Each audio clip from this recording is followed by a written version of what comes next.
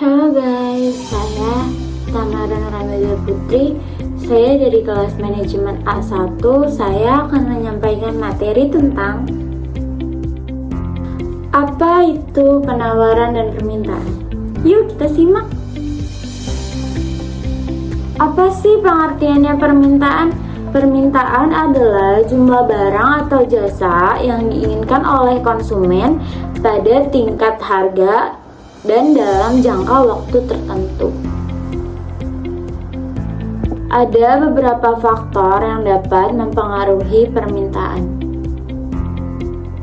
Faktor-faktor yang dapat mempengaruhi permintaan.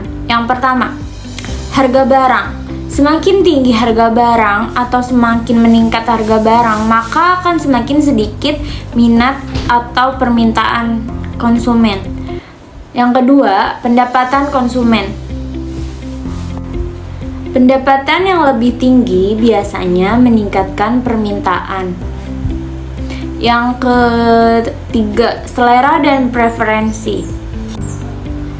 Jika barang dianggap populer atau sedang tren saat ini, maka permintaan barang akan semakin meningkat karena minat konsumen akan semakin banyak.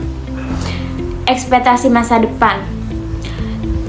Jika konsumen beranggapan atau berpikir barang akan meningkat di masa depan, mereka mungkin akan membeli lebih banyak barang di masa sekarang untuk masa depan.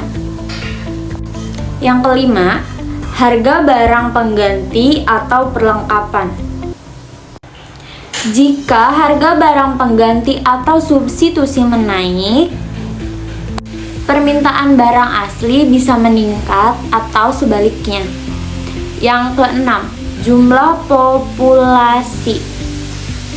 Semakin banyak populasi, maka semakin besar permintaan. Setelah kita bahas permintaan tadi, ayo kita bahas penawaran. Apa itu penawaran? Penawaran adalah jumlah barang atau jasa yang tersedia untuk dijual dalam berbagai tingkat harga.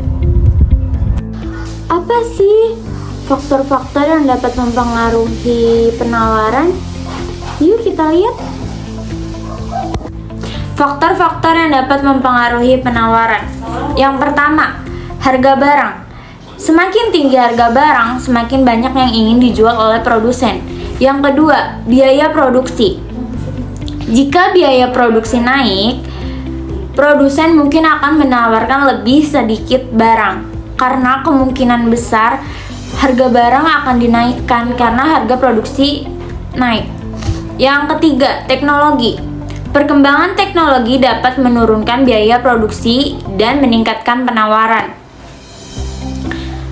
Karena pengaruh teknologi lebih canggih, jadi kita bisa mengiklankan barang tersebut di mana saja tanpa ada biaya produksi, karena bisa melalui HP atau sosial media lainnya. Jadi penawaran akan semakin meningkat dan minat konsumen akan semakin menaik. Kebijakan pemerintah, pajak atau subsidi dapat mempengaruhi penawaran. Jika pajak atau subsidi naik, kemungkinan besar harga barang pun akan naik. Harga barang lain. Jika harga barang lain lebih menguntungkan, produsen bisa mengalihkan produksinya ke barang tersebut. Jika harga barang A lebih menguntungkan dibanding harga barang B, biasanya produsen mengalihkan untuk menjual A karena itu lebih menguntungkan. Keenam, ekspektasi masa depan. Jika produsen mengharapkan harga naik di masa depan, kemungkinan menahan penawaran sekarang. Jadi jika kemungkinan harga barang di masa depan naik, kemungkinan produsen akan memproduksi lebih sedikit di sekarang. Selain permintaan dan penawaran, ada keseimbangan pasar. Keseimbangan pasar terjadi ketika jumlah barang yang diminta oleh konsumen sama dengan jumlah barang yang ditawarkan oleh produsen pada harga tertentu. Jika harga barang lebih tinggi dari harga keseimbangan, akan ada kelebihan penawaran atau bisa dibilang surplus, di mana produsen menawarkan lebih banyak barang daripada yang diinginkan oleh konsumen. Dan sebaliknya, jika harga lebih rendah dari harga keseimbangan, akan ada kekurangan barang atau disebut shortage, di mana konsumen menginginkan lebih banyak barang daripada yang tersedia di pasar. Segitu saja yang dapat saya sampaikan, kurang lebihnya mohon maaf. Wassalamualaikum warahmatullahi wabarakatuh.